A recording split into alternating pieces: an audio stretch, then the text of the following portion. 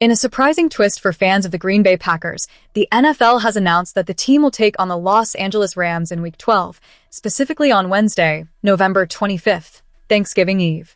This marks only the second time in franchise history that the Packers will play on a Wednesday, and it certainly raises eyebrows and curiosity about how this will unfold.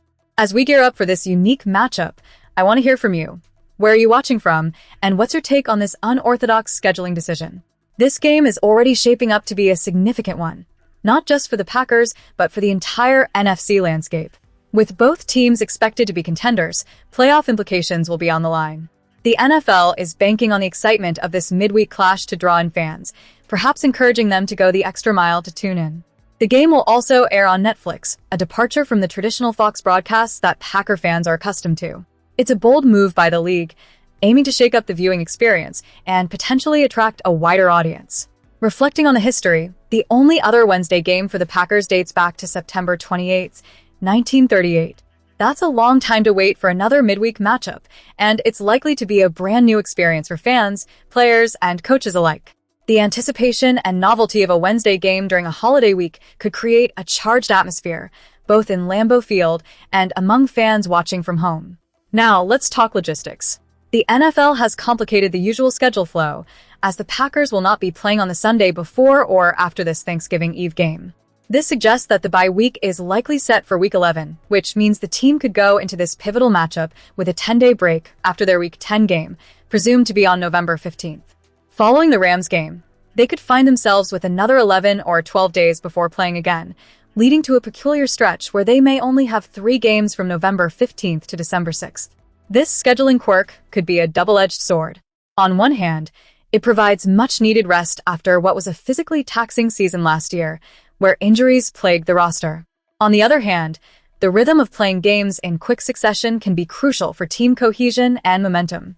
The Packers need to navigate this carefully, utilizing the rest to recuperate while ensuring they stay sharp and ready for the critical late-season stretch ahead.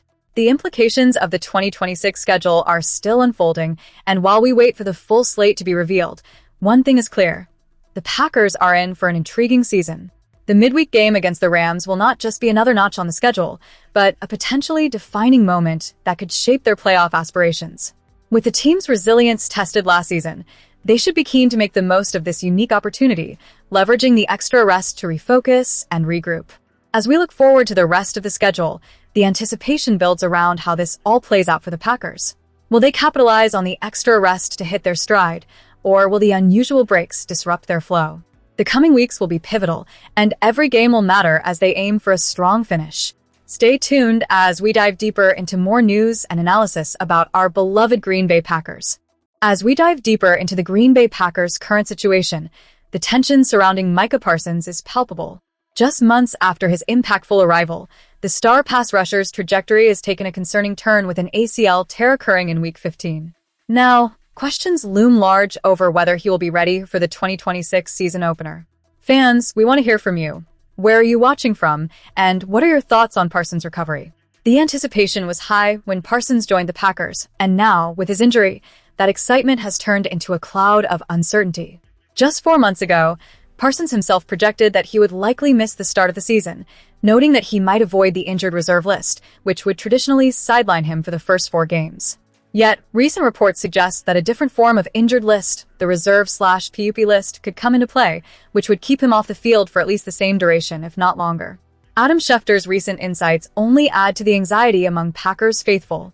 The expectation is clear. Parsons is likely to miss significant time early in the season. The Packers are bracing for the worst-case scenario, where Parsons could start the season on the PUP list, sidelining him for the first 4 games.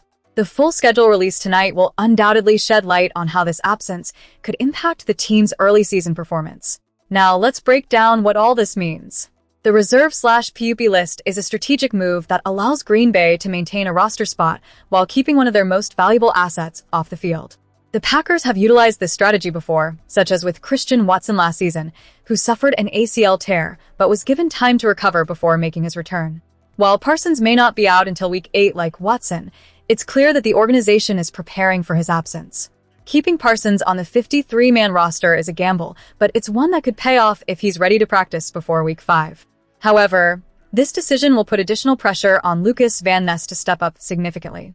The former first-round pick has yet to fully deliver on the promise that accompanied his draft status, and the loss of Parsons could expose him to a crucial role earlier than anticipated. Furthermore, the team's recent decision to trade Rashawn Gary to Dallas raises even more questions about depth at the edge rusher position. With a rather late-round selection for an edge rusher in Danny Dennis-Sutton, the Packers find themselves in a precarious position. If Parsons is indeed set to miss time, it would not be surprising to see Green Bay make a move to secure a veteran presence, either through free agency or trade, as a bridge until Parsons can return. The stakes are high, and the clock is ticking. The Packers must navigate these waters carefully as they prepare for the upcoming season without one of their key defensive players.